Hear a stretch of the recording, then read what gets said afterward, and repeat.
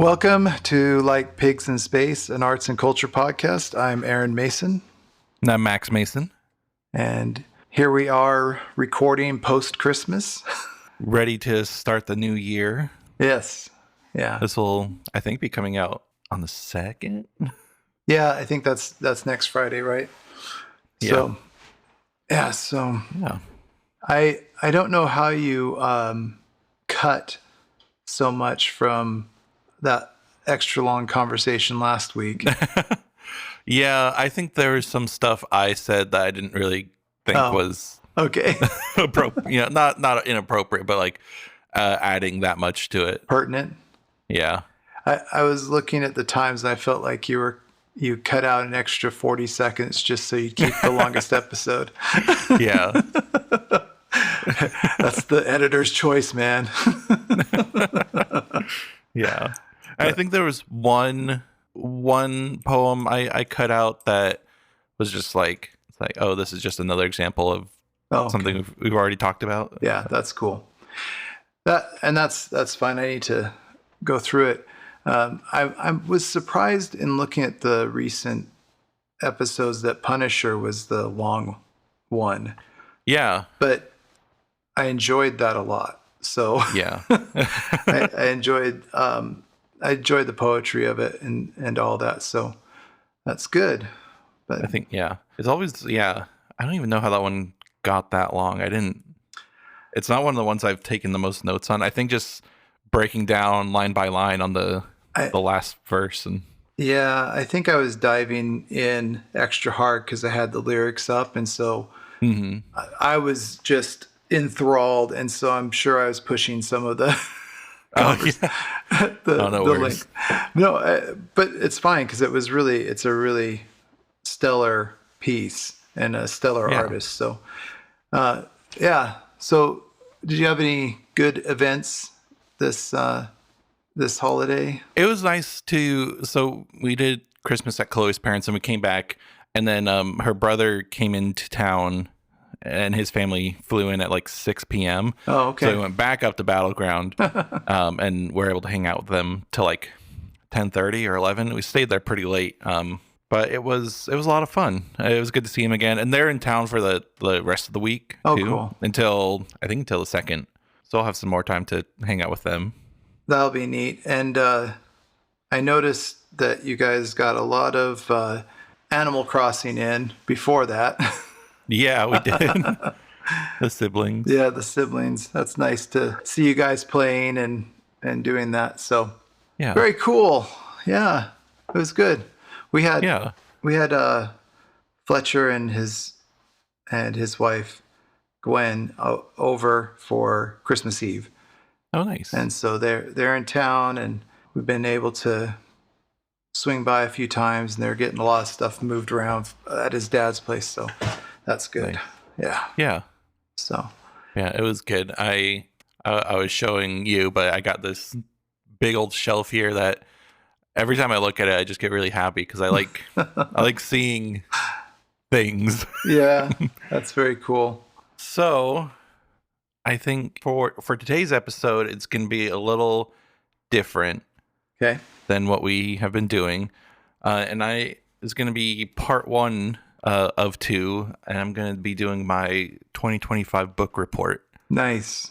Yeah. So I think, like I stated in... I think I mentioned it in the This Thing Between Us episode. Yeah. That I tried to make an effort to read more this year. Very cool. Because I hadn't read anything at all. Really. Right. Basically. And my goal was a book a month, which seemed reasonable and doable with my current abilities. Yes. And I got through 12 pretty fast. Oh, good. And so I upped my goal to 30. And sure, that's reasonable. And I'm almost there. I'm recording this before the end of the year, so I have to really cram the last 2 books. But I think I can make it. Okay. Well, if you can put a couple of picture books in just for padding. Yeah. And short stories. Yeah. I do have like the old the old kids books were Dick and Jane, Oh, yeah. and we have I think it's Dick and Jane and Vampires. Yeah.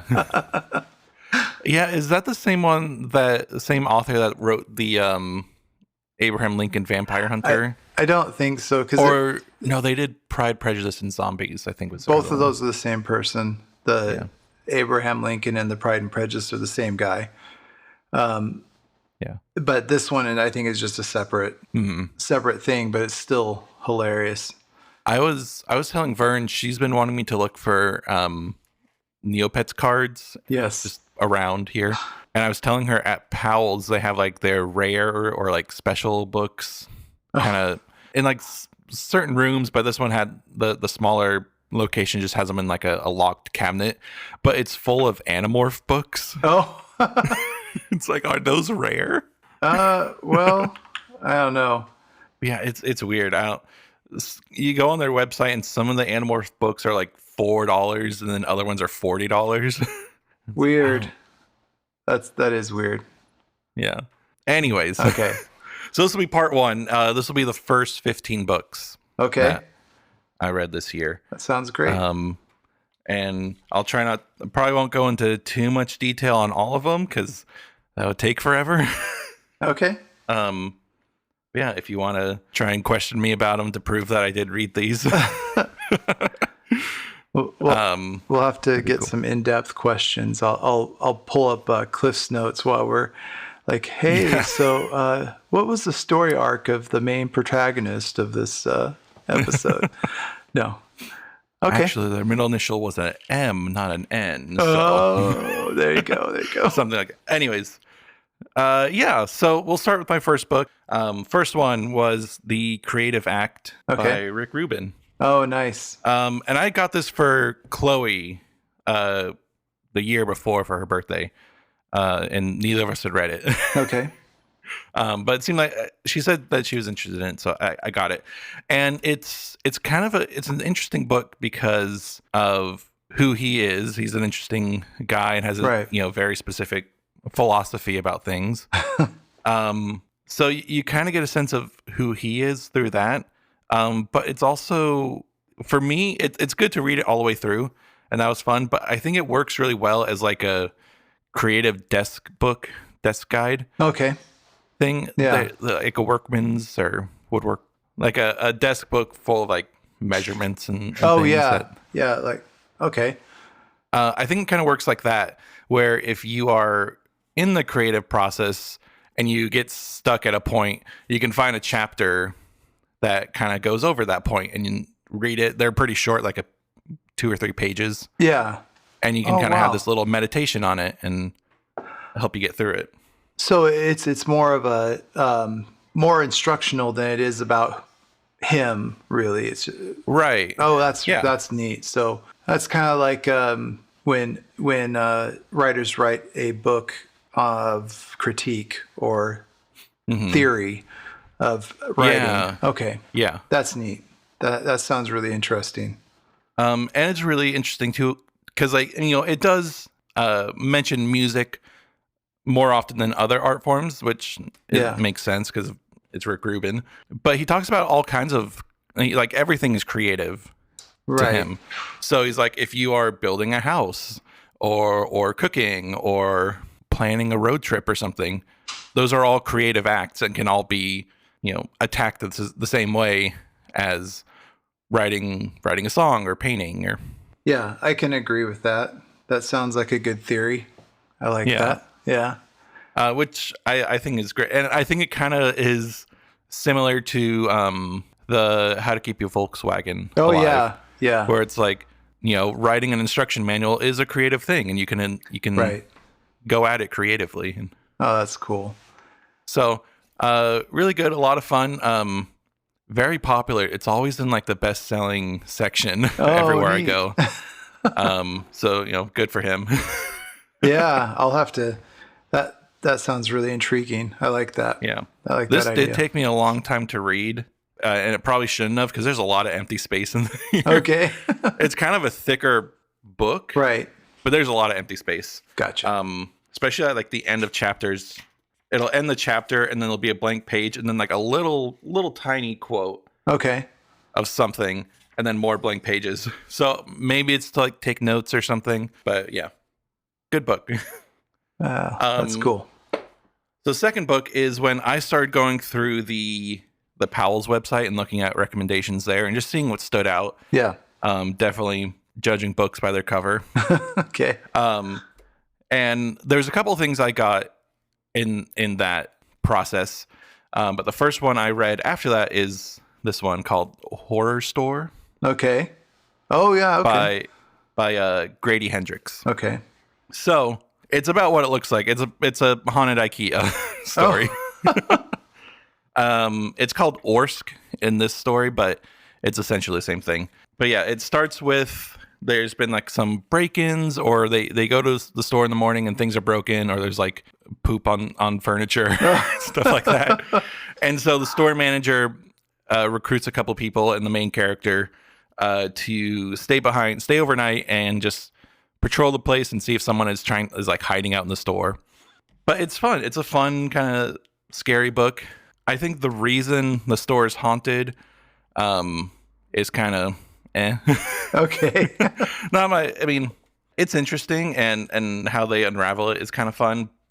But I think it's more fun just imagining what it would be like to be trapped in an IKEA and things go crazy. And that's really funny. I do like how each chapter it starts with they'll have like a little product description, and it kind of reads like a ordering catalog. Okay. So you have like a little product description things. Oh, that's great. But as things start getting like going crazy, they turn into like torture devices. So this one's like a treadmill with spikes on the mat, and oh my gosh. And it's also funny because all of them, they have their product code and they all have 666 in them somewhere. There's a little added fun thing. But it was good. And I think the horror of it was kind of, I think, a good place to start. There's a scene where the main character is kind of like strapped down. Okay. And getting like compressed. Yes. And talks about how like the straps kind of like start cutting into her skin. And it feels very suffocating and very visceral. And yeah. So it's fun. I'm wondering, because this is, I'm wondering how many of the books that you have read are going to have alternate versions of huge corporations, because that's, I know there's at least two. Yeah. There's a couple. I mean, we get into some of these later ones. They do. I mean, one of them is based around a huge corporation, but it's just called The Company. Okay. But we'll get to that in a minute. Okay. Okay. Next book. All right. I read was The Metamorphosis of Franz Kafka. Yeah, good. So pretty short, pretty fast. I was always really interested in his works, and I've heard the term Kafkaesque a lot recently, or at least at the time I was hearing it a lot. And so I had some free time at work to just like read about him and his life and his kind of views, maybe his philosophy, but these aren't really like philosophy books in the traditional sense. I don't think he's like a philosopher or anything, but yeah, how I just really like the idea of these like impossible situations that anyone would be justified in just kind of giving up in. Right. But the characters are always just like, they still try. They know there's probably no hope for them, but they still try anyways. And yeah, I've liked that because this book in particular has come up a lot thus far. Yeah.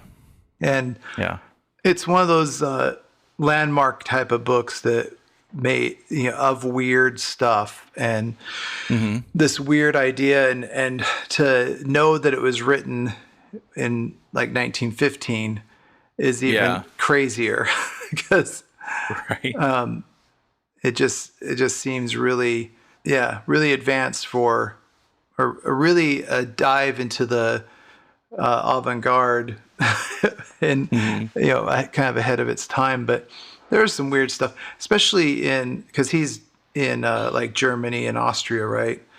I think it was Hungary. Hungarian. That's right. There's a lot of weird stuff because there's cinema from like, well, there's German and that kind of region cinema from the 1912s, 13s, 14s. That's just crazy. And so, like, let's see. Yeah, it's like Nosferatu is 1922. So kind of in the air, a lot of weird, kind of edgy art of that era. The other thing that I really liked about this, at least in the beginning, I think I said this a couple episodes ago, is that it's pretty funny. Yes. Yeah. And I like this part the most. So I'll read this. Why don't I keep sleeping for a little while longer and forget all this foolishness, he thought. But this was entirely impractical, for he was used to sleeping on his right side, and in this present state, he couldn't get himself into this position. No matter how hard he threw himself onto his side, he always rolled again onto his back. So he's like, I'll just sleep through it. But he's like, but I can't sleep on my back. Yeah. So that's not going to work. That's hilarious. That's actually really, really hilarious.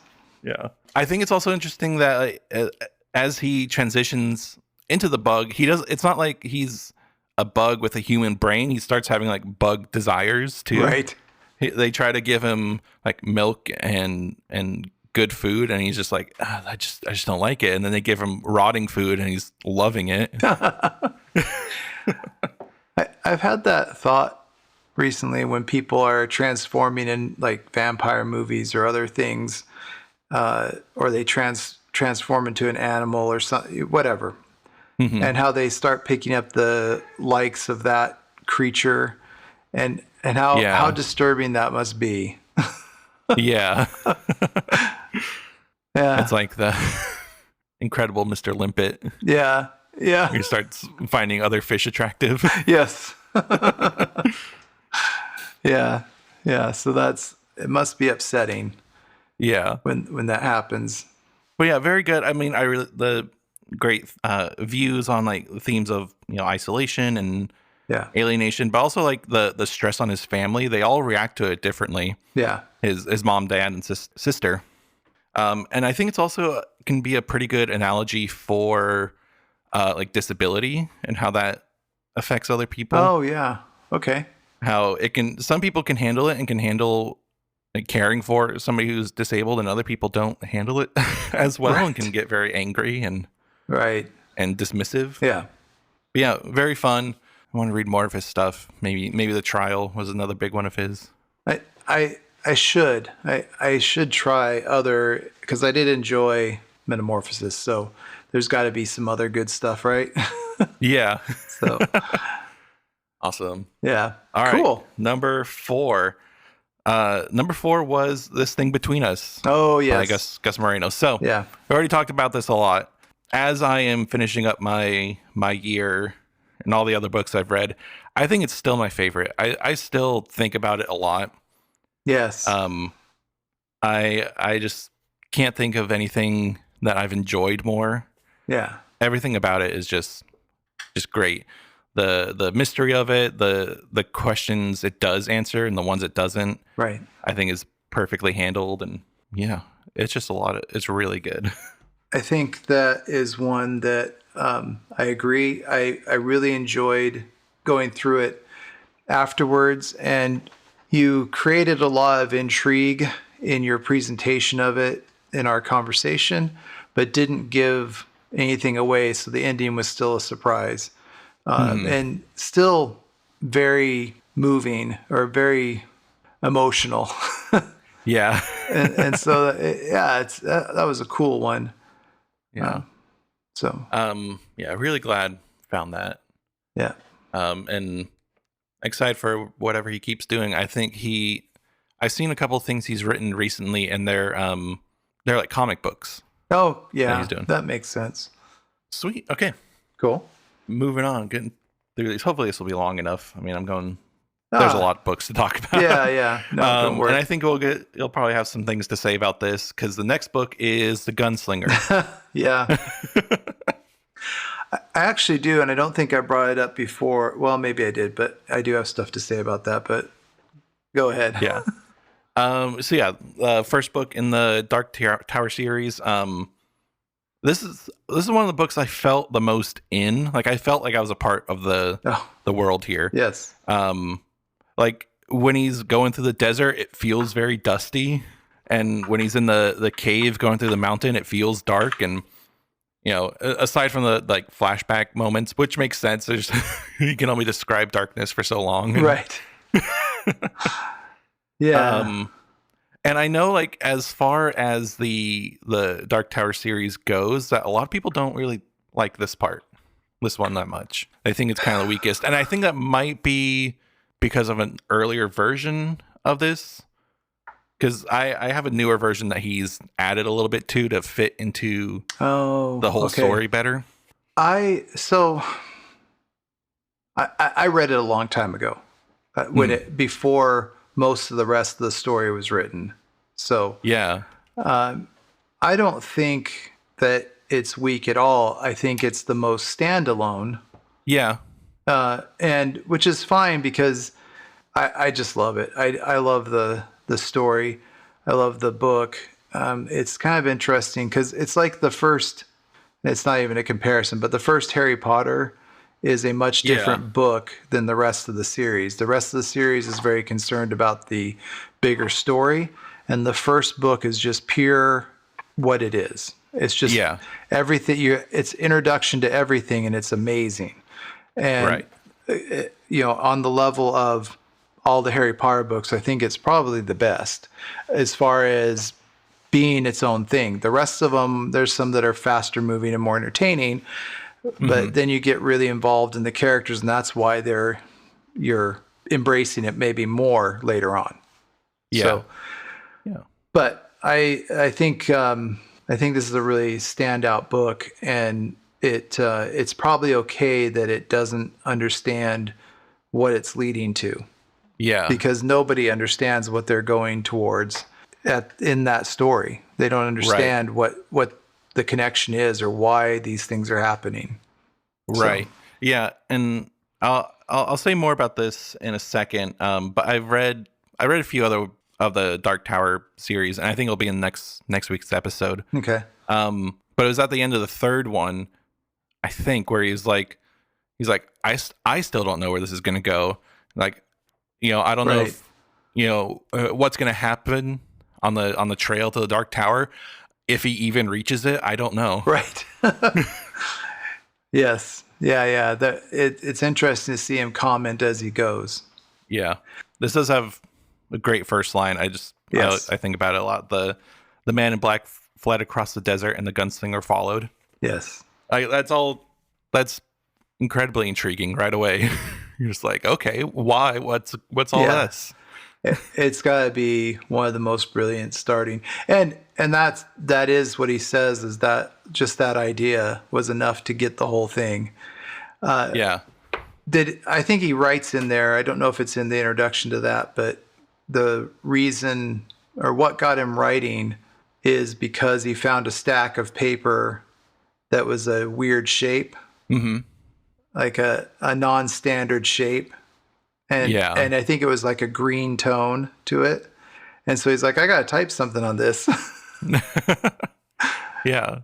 And so I keep doing that of finding, not 8.5 by 11 paper and like typing on it or writing. And it does influence things a little bit. And it's kind of fun.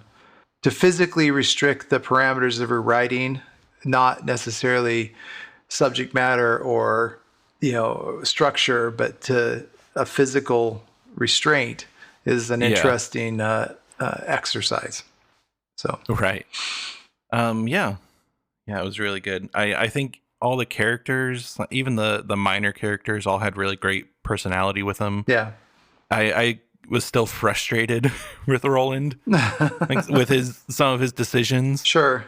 That now in reading a few things, kind of understand a little better, but still, it doesn't make him this perfect character, and I think that's more interesting than just this like complete overpowered gun shooting guy. Yeah.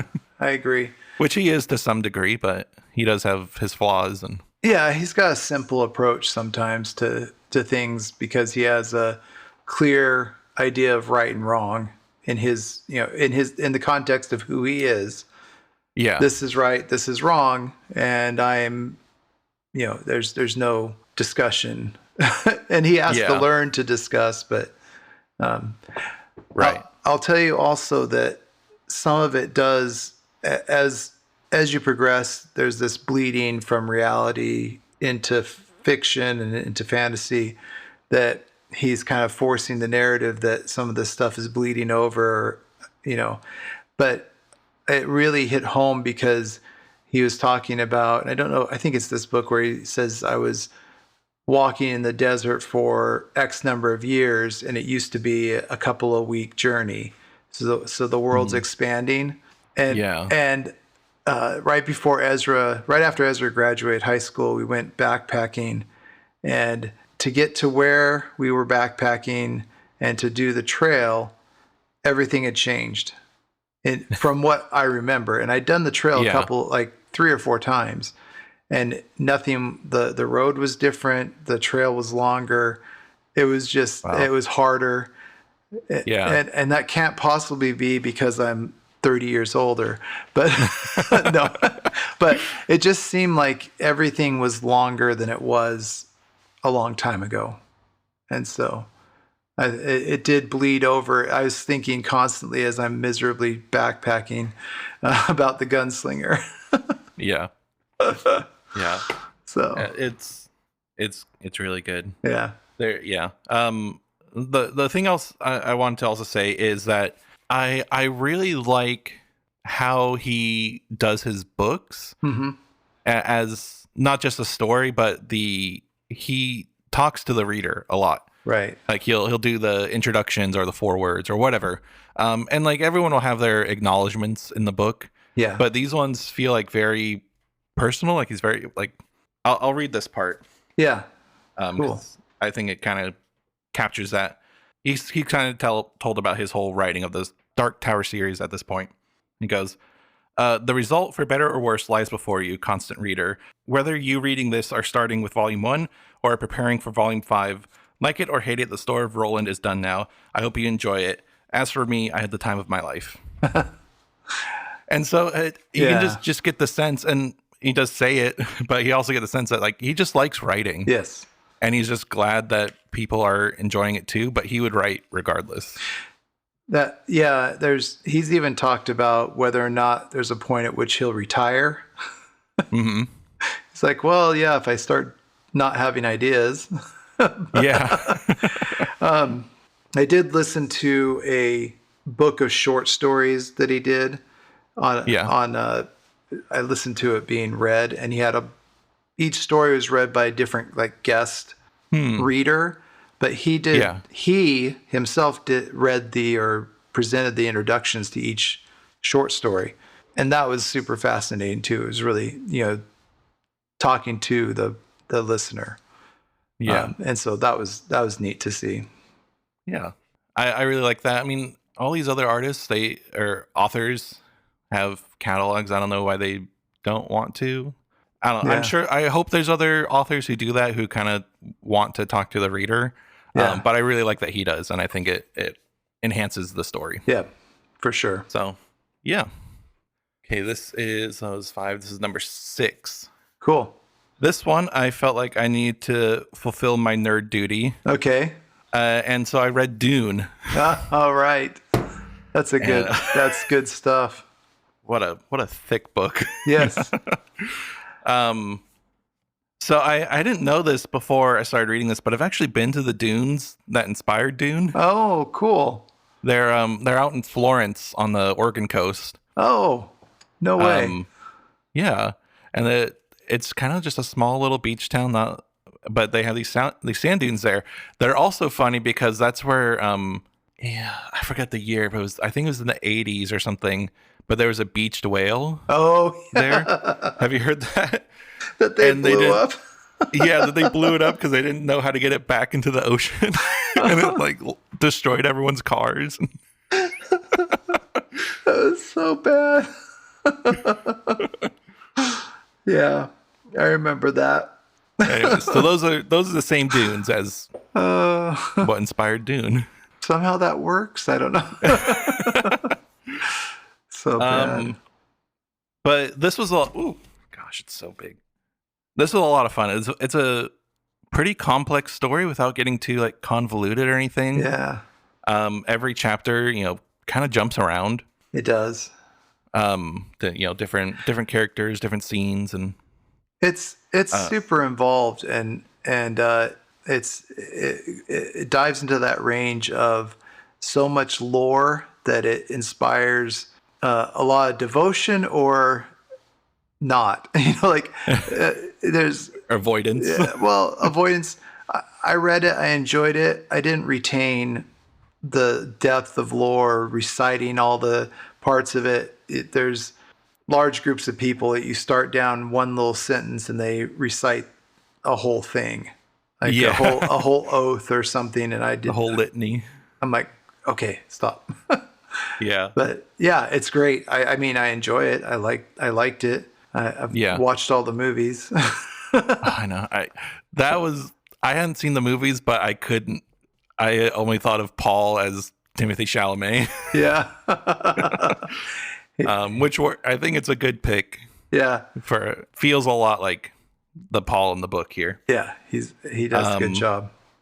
I think, especially for being written in the 60s, has very good female characters. Like his mom, Jessica, is one of my favorite characters. I think she's great. Yeah.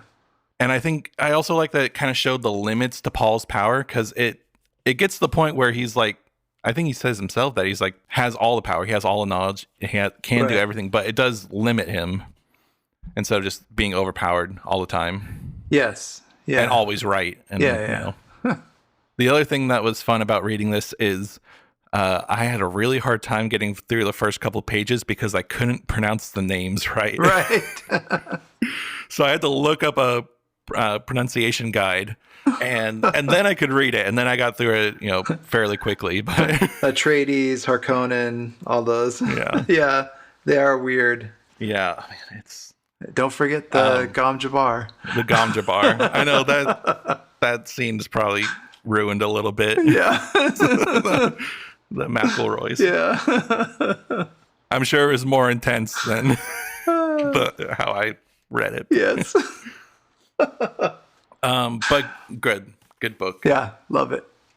I do also like this one because it seems more feasible before things start getting too crazy in the later books. Yes. Yeah. Where like people are turning into worm gods and all that.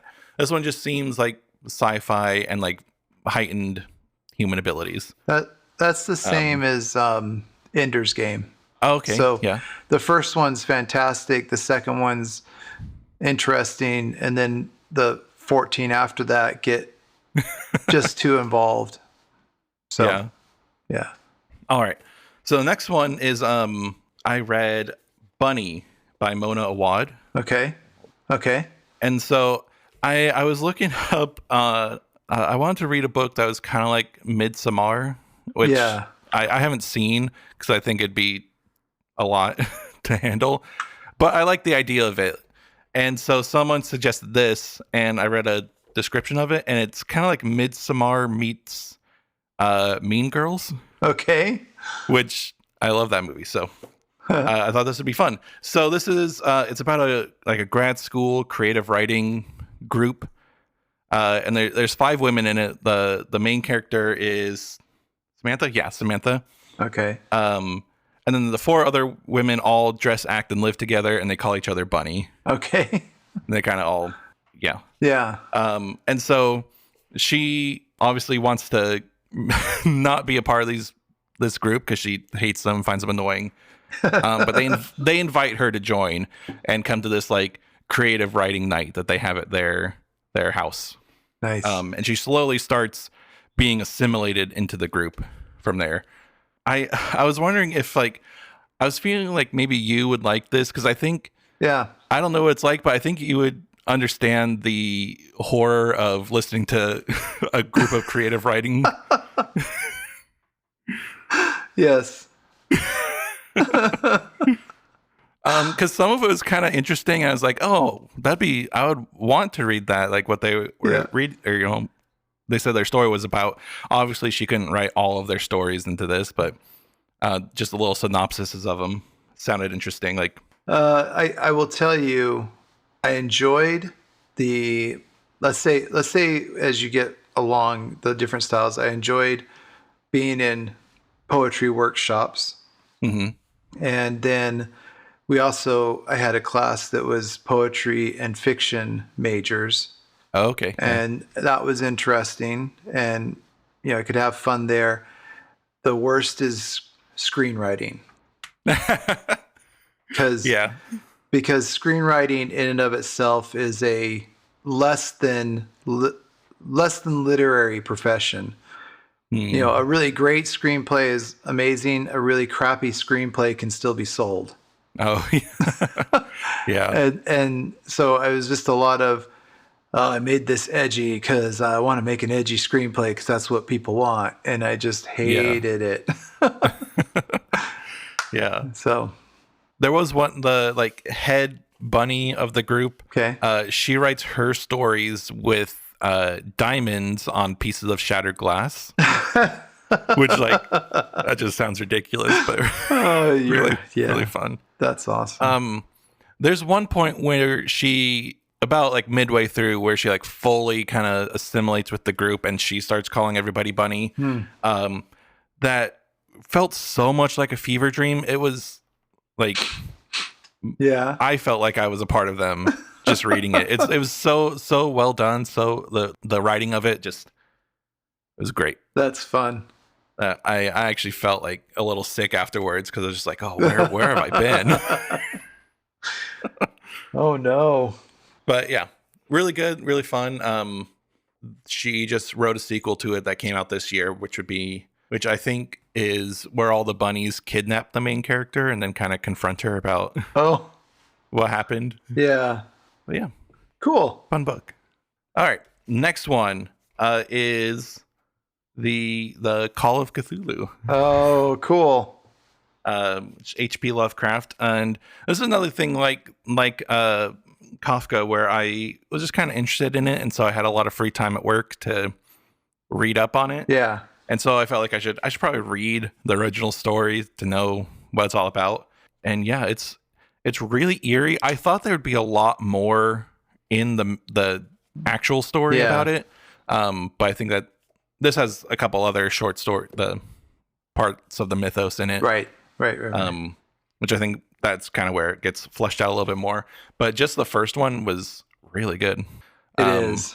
I don't know if it's Point Nemo or not, or if it's about the same, but going out to the middle of the ocean, farthest possible point from all other land. And right. This wrong angled city and right.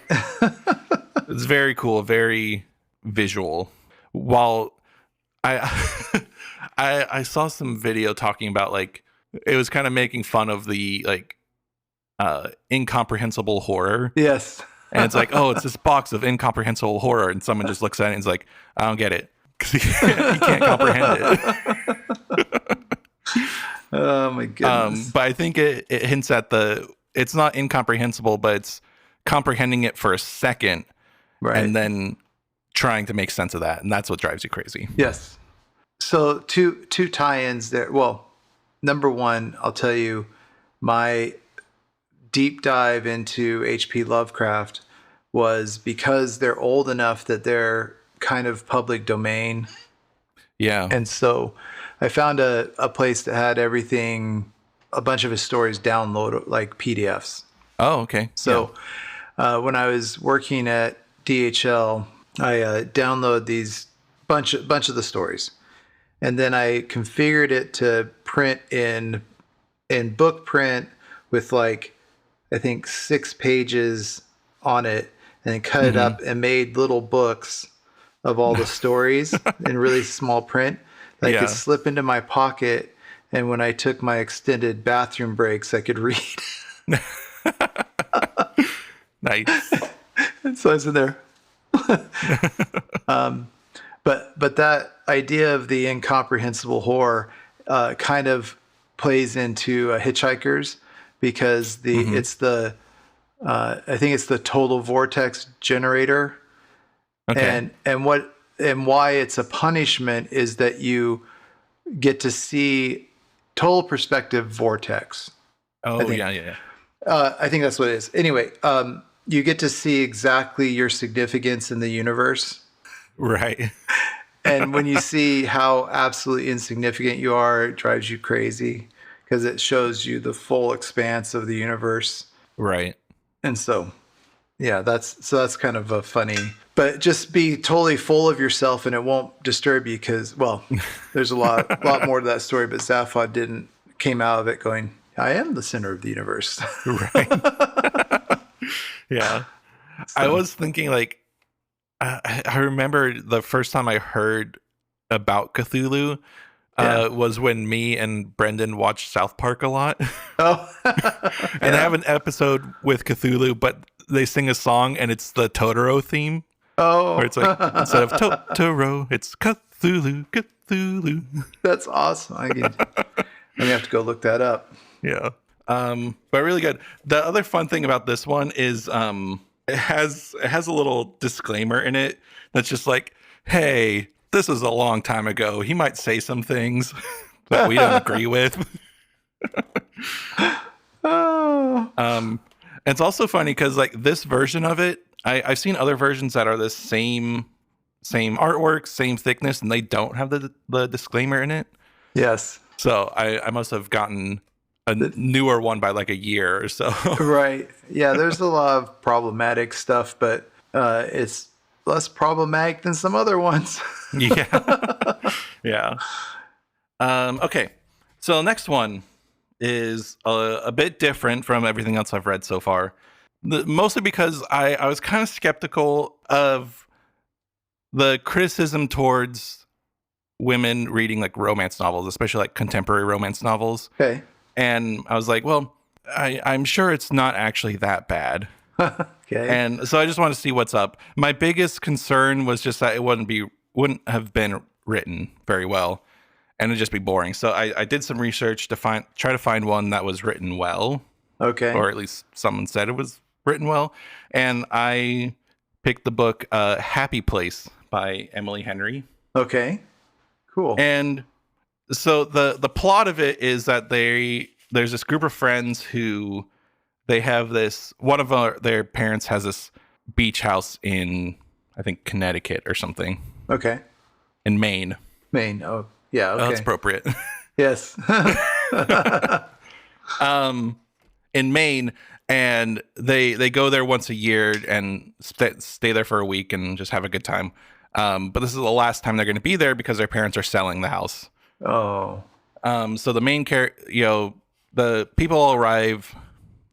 They're all in couples. There's 6 of them, but the main character and her boy shows up, and everyone thinks they're supposed to be getting engaged, but no one knows that they've actually called off their engagement. And so they kind of have to just be like, hey, this is the last week we're going to be here. Let's just pretend that everything's fine. And then we'll tell people what happened afterwards. So, and it kind of goes from there. Okay. And it's fine. I mean, it's really like, it's just a romance story. It's not even like that graphic or anything. It's not very sexual. There's like some sexy scenes, but it's not any worse than like the sex scenes in the Gunslinger. Oh yeah. Okay. You haven't read all of the Dark Tower, have you? I've read up into the 3rd one. Oh, they get more graphic, but there's not very many of them. Yeah. I did read one, and that one was more wild. More wild. Yeah. Yeah. But this is really pretty much fine. I mean, it's kind of interesting going back and forth from, them building their relationship to where it is now and kind of reconciling things. But it was fine. I don't see any harm if people if they enjoy that and want to read it. It's also funny because I think the publisher, whoever, knew that whoever's reading this would probably be reading it with a book club too. Okay. So there's like book club questions at the end of it. Oh. Which is kind of fun. That's really hilarious. Yeah. Oh man. I think there are some of the romance novels that are more explicit than this one. Yeah. This is fine. I flipped through a couple because we were like visiting somebody's house and they had them sitting there, like I was sitting in the bathroom, like yeah. And some of them are pretty bad. So yeah, but they're not all of them. Then they do have a lot that are like you're talking about. So yeah, that's cool.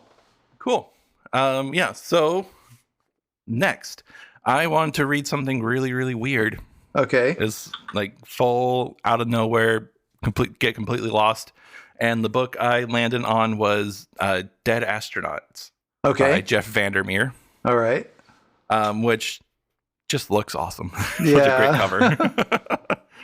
I'm going to read the back of it because that's probably going to explain it better than I can because it's pretty abstract. A messianic blue fox who slips through warrens of time and space on a mysterious mission, a homeless woman haunted by a demon who finds a key to all things in a strange journal, 3 ragtag rebels waging an endless war against a ruthless corporation, a raving madman who wanders the desert lost in the past, besieged by his own creation, an invisible monster whose purpose remains hidden. Jeff Vandermeer's Dead Astronauts presents a nameless city where, in the shadows of an all-powerful company, lives human and otherwise converge in terrifying and miraculous ways. At stake, the fate of the future, the fate of the Earth, and all the Earths.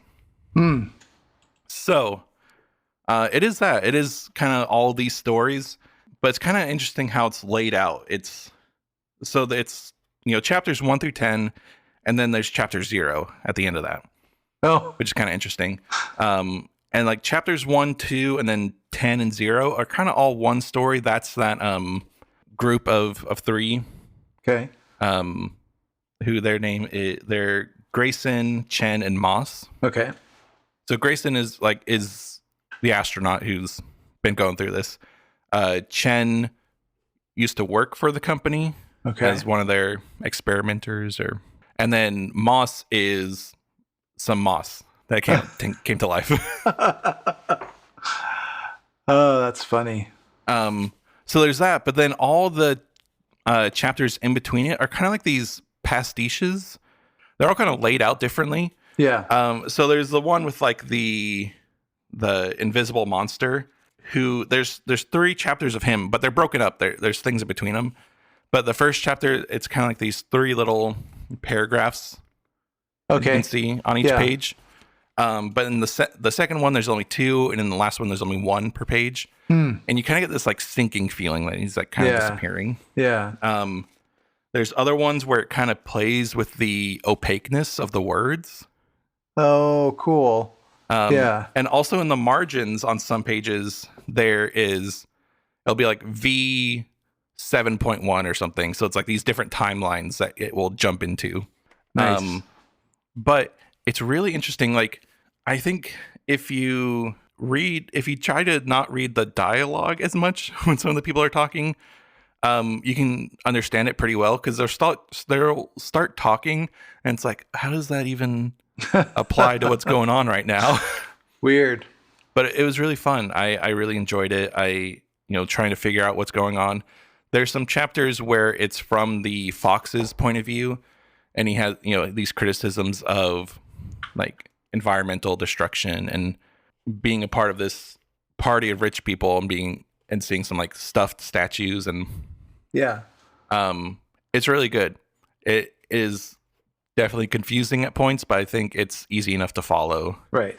For as weird as it is, and it is really weird. It is hard to. Yeah. Yeah. That's wild. That reminds me of a book that somebody shared with me. It was interesting because you were talking about how it's playing with different ways of writing and such. Mm-hmm. It's called Filth, and I don't necessarily recommend reading it because it's pretty raw. But one of the in the book there's a parasitic tapeworm that speaks to the main character, and on the page there'll be the story written, and then there'll be a right in the middle of it, this wavy lines. That's the tapeworm's dialogue placed right over the top of what the story is happening. Oh, interesting. And it just cuts right out of it when it starts talking to him, and you're like, "Oh, that's weird." Yeah, it's fun to see. Fun, yeah, cool. All right. Okay, so next I read Monsters: A Fan Dilemma by Claire Dederer. Okay. So this is an essay, like a nonfiction, and it's based on a shorter essay that she wrote called "What Do We Do with the Art of Monstrous Men?" Right. And that's what it's about. It's kind of expanding on that. It does include women too. It's not just hating on men for right. But yeah. But I thought it was really interesting, and something I've thought about a lot before finding this is when you find out that these artists or people are horrible and have done horrible things, what are you supposed to do? I mean, because a lot of these people that she talks about, like, for her, kind of the inciting thing was Roman Polanski. Yeah. Okay. And everything he's done. But she's a huge fan of him, like loves all of his movies. And she's like, even after knowing this and going back and watching his movies, I still love them and I still think they're important. And so what are we supposed to do? Mm-hmm. But she also talks about like Ernest Hemingway and Picasso and but then she also talks about J.K. Rowling and Joni Mitchell and lots of other people too. And so she'll kind of break down like how some people kind of deal with that, like being like, oh, it's from a different time, or they didn't know any better, and kind of being like, well, actually, they knew it was wrong, but they knew they could get away with it. and so what do we do at that point? Right. And it's really insightful, and I think she got a lot of criticism because, you know, somebody sees you criticize Hemingway and they're just like, you don't understand, like you're an idiot. It's like, no, every single one. She's like, I'm a fan of these people. I like their work. Right. Yeah, that's we've talked about this kind of what started the path down to this particular podcast was this book, I think, and talking through what it meant, but more the idea of talking about differing ideas was kind of the impetus. But it's hard. It's hard because everybody's done something horrible, possibly. Yeah. And the more famous somebody is, the more they are detached from reality and can do more horrible things because of their privilege. Yeah. And so that was one of the things, like with, I think Picasso and Hemingway are in the same chapter, and it's like as soon as people start calling them genius and start calling their work genius, anything they do can be dismissed as being a part of genius. And right. Yeah, and that is an interesting theme. Like, oh well, he has his idiosyncrasies, whoever that may be, but he's producing these great works, so you have to give him, you know, this is part of his process, or, you know, it's just making excuses for bad behavior. Right. And she kind of goes into like, it's not our fault for any of this. It's not. Yeah. And it's not our responsibility for it. It's kind of going to like the capitalistic and, you know, society that allows this kind of behavior to be acceptable and not hinder your success. Right. But I really like this it's the last paragraph of the book, but I mean, it won't give it away too much. It's not, guys, you can't really spoil an essay. Right. But she's talking about this last chapter. It's about Miles Davis. And she talks about the book Mad at Miles by Pearl Clage. Okay. Who she's a black woman who loved Miles Davis and then found out about all of his abuse. Yes. And all the things that he's done, and just made him mad. Like, I'm just mad at him. Like, why would he do that? Right. And so it ends with this. Pearl Clage, in her older, mellower days, softened towards Miles. She spoke of him with tenderness, with sadness, with feeling. We can just hope that next time he comes around, his spirit and his personality will be as lovely as his music. We can just hope. Right. Yeah, that's the hard thing when they've just done terrible things. Yeah. And some of them that you just can't get beyond. I've got some that I can just disregard to a point. Mm-hmm. But there's others that have definitely turned me off from engaging with their art. Yeah. So. I was talking, I mean, as much as you can talk to Vern about things, because she's not very open to debate sometimes. But I was talking about, she was saying that she doesn't like Stephen King and thinks he's really sexist. And I was like, well, but you really like H.P. Lovecraft, and he is just as terrible. And she'll try to justify being like, oh, he was isolated and he didn't know any better.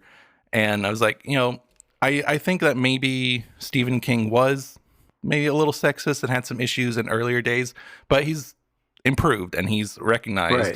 Right. And I think that's important too. Like, one of the people she talks about, and that I'll talk about in a minute, is Raymond Carver, who was like an alcoholic and ruined his first marriage, but he improved and he got better, and his writing got better too. And that is the thing, and he owns his history too. Stephen King owns his history. We don't know if Lovecraft ever had any change of heart or any. I haven't studied it enough to know if he ever had some introspection, apologized for things he said, because I think he probably lived his life completely in a time period that allowed him to be the way he is. Yeah. Right. But Stephen King owns his history and is not shy about apologizing or correcting past behaviors. Yeah, and I think from what I've read so far, a lot of the female characters.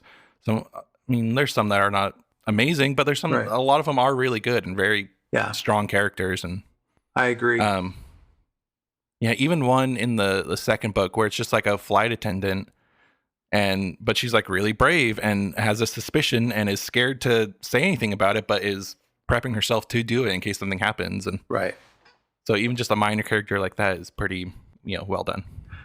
Yeah, I agree. I think he has some pretty strong female characters in a lot of the stuff that I've written, read. So that's very cool. Yeah. All right. So the next book is Pure Color by Sheila Heti. Okay. And this is the first book I didn't like that much. Okay. And I really wanted to, because it sounded really cool. I'll read this back little section. But it says, Pure Color tells the story of a life from beginning to end. It is a galaxy of a novel, explosive, celestially bright, huge, and streaked with beauty. It is a contemporary Bible, an atlas of feeling, and a shape-shifting epic. Okay. So I was like, that sounds really cool. That sounds fun. Yeah. I like the sound maybe more upbeat and fun. And hopefully. And at first, I was pretty excited. I thought it was going to be interesting, where the main character, she kind of like works, it's her life in college, but she has this job at a lamp store, and she like obsesses over this one lamp in the store and ends up stealing it. And but I really like how it was written, and it was really cool. But then she goes to take care of her dying father, and it just gets really weird. Oh no. Like, I won't say it because I want to keep this family friendly, but the way she describes her father dying, gets like weirdly sexual. Oh no. I was like, do you have some kind of feelings towards your dad like that? And I get what she's trying to say with the way she does it, like how if someone dies, they kind of become a part of you, and you can always kind of feel them there, but just not in that way. Oh no. And then there's upsetting. A point where she becomes a leaf for a little while, like for a long while, like 70 pages or so. Oh, okay. And it's kind of interesting, but whenever I have read things about this, like, oh, that's so weird. Like, she turns into a leaf, and it's like, it's not that weird. It's weird how long she stays a leaf. Oh. But it's also really funny. Oh no. Because when she comes out of it, she, isn't really loving her life. So she makes a leaf costume and just goes around town dressed as a big giant leaf. And then she's confused why people make fun of her. Oh no. I don't know. Oh no. That's interesting. Yeah. And there's some moments at the end too that are like, oh, okay, this is really good. Like she, this is written really well. I'm interested in it. But it just like doesn't keep up with it. So that's too bad. I don't know. It was like 2 out of 5 if I had to give it something like that. I've had some of those. Yeah. I did enjoy like reading it and then just being like, this is stupid. I should stop, but I'm going to keep reading because it'll just be fun to hate read it a little bit. Okay. The one other thing I'll say, which is also just ridiculous, is she kind of talks about how God appears and splits people into like 3. There's like 3 types of people that God makes. Okay. And they're either a large bird, a large fish, or a large bear. And which is like, okay, it kind of explains like so if someone is born from a fish egg, they're like this. And if someone is born from a bird egg, they're like this. But then she says a person born from a bear egg is like, bears don't lay eggs. What are you talking about? I see a problem there. I guess the idea is good, but they don't come from eggs. Yeah. Oh my gosh. Okay. So next one is Cathedral by Raymond Carver. So this is the one that I heard from the Monsters book that I was like, oh, I'm kind of interested in reading a bit of his work. Right. And so this is a collection of short stories. That's how he did a lot of his writing. And there's a more famous one that came before this. That was What We Talk About When We Talk About Love. Okay. It's kind of his like first big breakout collection of short stories. One of his more critically acclaimed ones. But it was also heavily edited. Okay. So the stories that he wrote, his editor cut out a lot of stuff, and I don't think he had like a lot of say in the final product of it. I don't think he liked it that much either. But in this one, this came right after that, and he had a different editor or just didn't let it be edited as much. Okay. And I think it shows his style of writing, which are these like little vignettes into people's life. And they're not like crazy or out of the ordinary. Like the first story is a couple going to another couple's house for dinner, and they have a pet peacock and an ugly baby. Okay. Yeah. But they're really fun to read. Like they can be really touching in a way. But there's also some that are just really kind of grossed me out. Oh no. Like there's this one where this guy gets obsessed with the amount of wax in his ear and just like is always trying to dig out this wax, and it was so gross. I didn't finish it. That sounds like a great story. Yeah. And there's another one where this guy goes to a bar and he was using this word, and I was like, that feels weird. Why is he saying that? And I looked it up and it's like, man, that's an old slur. Oh no. I haven't even heard of that one. But yeah, there's good ones like the first one is called Feather, and then there's another one called the Compartment, where it's this father on the train to go visit his like estranged son. Okay. And kind of his conflict there. But my favorite one in this collection is called A Small Good Thing. Okay. And it's actually a longer version of a story that appeared in the collection before this, but the ending was edited out. Which is really sad because the ending is what really makes this story incredible, and I cried, and it's great. I really love how it was written. It's really beautiful, and I really loved it. So I like how he writes, and I'm glad that he got better and started writing happier stuff. And yeah. A lot of fun, and he's from Washington, so it's good to have read some local authors. And it says he was born in Oregon too. Yeah, like Klatskin or something. Klatskin. That's gonna which is on the way to Astoria, like halfway close to the river. Yeah, it looks cool, and it'd be interesting to read and see if that's plays into some of his backgrounds to his writing. Yeah. But yeah, cool. I get him confused. Well, I kept thinking. I was when you say Raymond Carver, I think Raymond Chandler, very different. Oh, okay. Also an author, but more of like detective novels. And so okay. I kept thinking good. Why it's good you're reading all these old detective novels, but that's not it at all. Yeah. So, yeah, cool. All right. So the next book is Big Swiss by Jen Bajin. Okay. Bajin. And so this is a story of a lady who works as a transcriptionist for a sex therapist in this like small like New York town. Yeah. That looks really pretty. I want to go there. But it's kind of interesting. I really like how all the patients, they go by just their initials for like confidential reasons. So she just hears these people. She doesn't know who they look like. But she becomes obsessed about this one patient who she calls Big Swiss because she has like a kind of Swiss, Central European accent. And, oh, cool.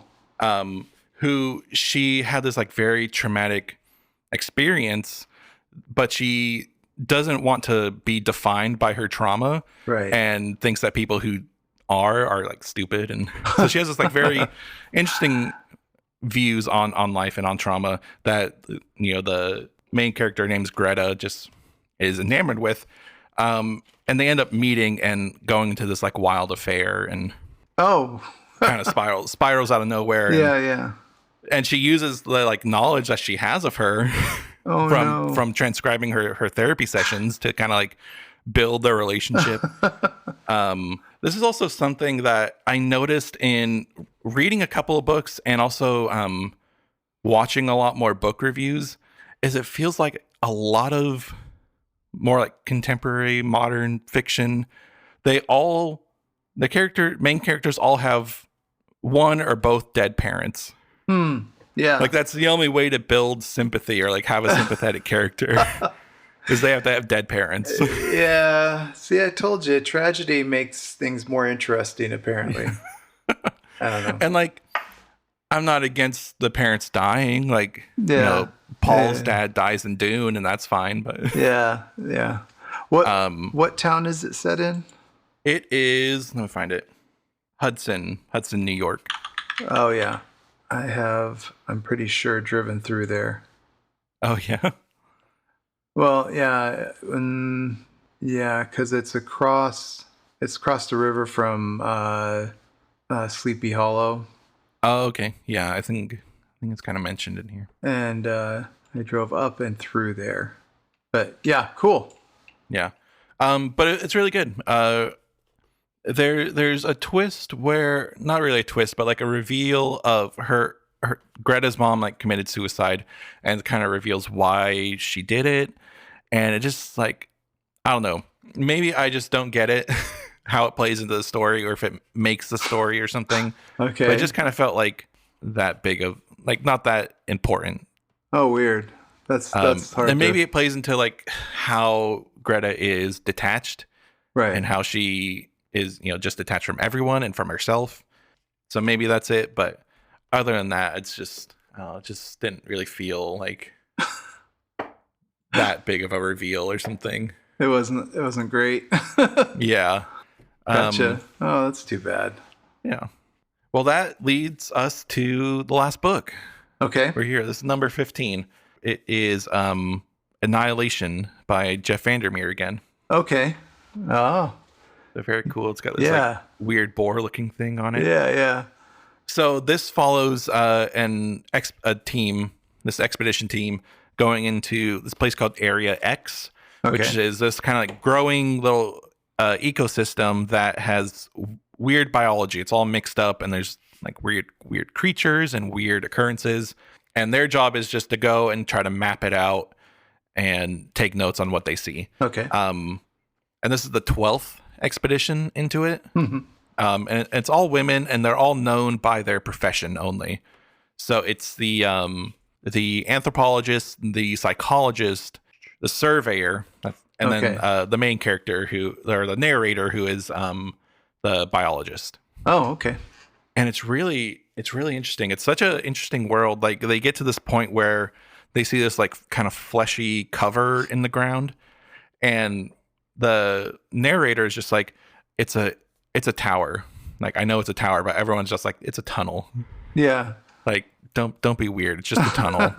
But she's like, no, I know for certain that this is a tower. Wild. But it's really fun. So as they kind of explore, they go down a couple layers, and the biologist gets this like, is kind of looking at this moss, because it looks like it's spelling out a word, like a sentence. And so she's trying to see what it says, and it shoots this like dust into her face. And so she's kind of like, okay, just don't freak out. Don't say anything. Don't let, I'm okay. Nothing's happening yet. But when she gets up to the top, the psychologist does this like, I forget what she says, but she says this like code word, and everyone else goes into this like trance except for her. Oh, okay. And she's like, okay, just pretend that you're in this trance. And the psychologist is like, okay, here's what we're going to do. We're going to stay here tonight, and then we'll go back into the ground. And so when we wake up, we're all going to have this same idea. Oh. And so she's like kind of showing that she actually has control over these people. Oh, weird. And then it goes on from there. But really, really smart, really fun to read. Yeah. You find out that the biologist, her husband, was actually in the expedition before this one at the 11th. And he went and he came back without the organization knowing that he came back. And when he came back, he was he was very distant and weird. And they found him like the next day, and the organization got him and ran some tests on him, and he died of like cancer a couple days, like a month or so later. Oh, weird. And so very mysterious organization kind of controlling this thing. Right. Really strong like environmental messages, and which I think a lot of his work has a lot to do with the environment and the damage done to it. And okay, cool. But yeah, very cool, very exciting, very tense at points.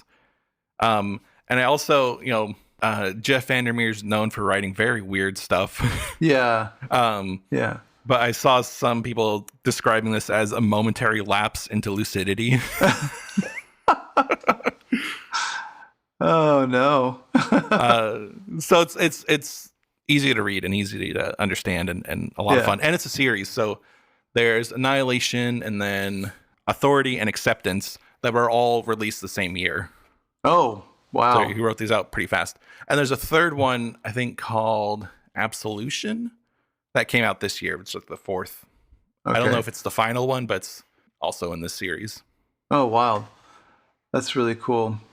But yeah, really good. There was a movie made of this one. Yeah, I thought I'd heard of it, and I was just pulling that up. Yeah, it sounds really good. It has almost nothing to do with the book, but that's by design intentionally, and they got his approval for that. And so it is kind of its own thing, just in the world of the book. That's interesting. The shimmer. Yeah. Wild. Wild. Yeah. So a lot of fun. I really enjoyed this first batch of books, and I'm glad I got to pick up the pace a little bit. And it is, when I assemble all these and I put them all on my shelf here just so I could grab them, and just seeing them all stacked together and being like, man, that's all up in my head here. All this couple thousand pages of stuff. It's nice. It's nice to have that kind of accounting of an accomplishment. So very cool. Very cool. So yeah, that is part 1 of my book report, and hopefully I finish the other ones in time to make it a complete 30. So what do you think triggered the change of jumping into all the reading this year? So my original intention was I just got really sick of ads. Okay. Well, okay. And so I was like, I want to find something I can enjoy and some stories or something where I can just read them and there's not any ads and books. So it seemed like a good place. But I also I get concerned about having a good, healthy brain. Okay. Not about like being smart, but just being engaged. And right.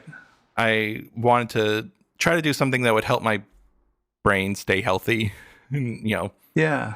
Good. into my older ages, now at the end of my life. And yeah. I can appreciate that. I've been taking on a lot of new things this year in order to kind of live up to that same kind of goal. But then I think with the pace of it, increasing the pace, I think it was reading This Thing Between Us and then The Gunslinger were just both great, and I really enjoyed it. And it's like I just want to keep doing that. Like, oh, cool! It's such a fun feeling, and I really enjoyed finding out about the worlds, and yeah, I just wanted to keep doing that. So it helped me pick up the pace, and I got done with 12 books in, I think, May. Oh, cool! Is when I finished that goal, and so that's when I upped it to the 30. And it's good that you have books in this collection that are ones that you didn't necessarily enjoy or that you had less than favorable opinions of, but yet you finish them, because that's sometimes we have to. Yeah, you have to read a lot of things to understand why things were written that way, why you appreciate one over another, and so that's good that you stuck with it. So yeah, very good. Yeah, there is. I'll mention it next week, but there's one book where I did not finish it. I just couldn't. Okay. Good. I'm looking forward to it. Yeah, so that'll be fun. But yeah, I enjoy doing it. I always thought it was fun going to PALS and having this weird collection of books. Being like, I have an essay, a obscure sci-fi novel, a romance novel, and I wonder what kind of message the cashier is getting from this. Are you a librarian or? That's funny. Well, very cool. I'm glad that you're doing this, and it's inspiring to me. I've been writing more than I've been reading, so I need to pick up the pace. So that's okay. I mean, it's a lot. It's a lot of books. Yeah, that's good. I like it. I think if I'm a little more consistent, I can maybe do about 30 each year. Starting this podcast and learning how to edit and everything definitely cut into my time. Sure. My flow a little bit. So I had to kind of rush through some of this last half. But I think I'll get it done. Cool. That's awesome. Yeah. That is really cool. I like it. Well, good. Thanks for sharing all this, and I'm looking forward to more. Yeah. I'm excited. I think it'll be a good ending. There's some fun ones in there, and we're gonna break our pattern a little bit of back and forth, and yeah, that's okay. I'll do next week's episode too. And I have a good idea for my next one, and I need a little bit of time anyway, so this will be great. Good. This will be great. I'm looking forward to it. Sweet. Well, thanks everyone for listening. I hope you go and read some of these. Yes. Definitely. This Thing Between Us sounds so good. Yeah, I agree. At least good enough for a whole episode on its own. So. Which I did. Yeah, did that. Yeah, I did that. Yeah, very cool. Well, thanks for sharing. I appreciate that. It's inspiring. So keep up the good work, and I look forward to next week and seeing where it took you. Sounds good. Well, I'll see you next week then. Yeah, see you next week. Have a great week, Max. Thanks. See ya. Bye.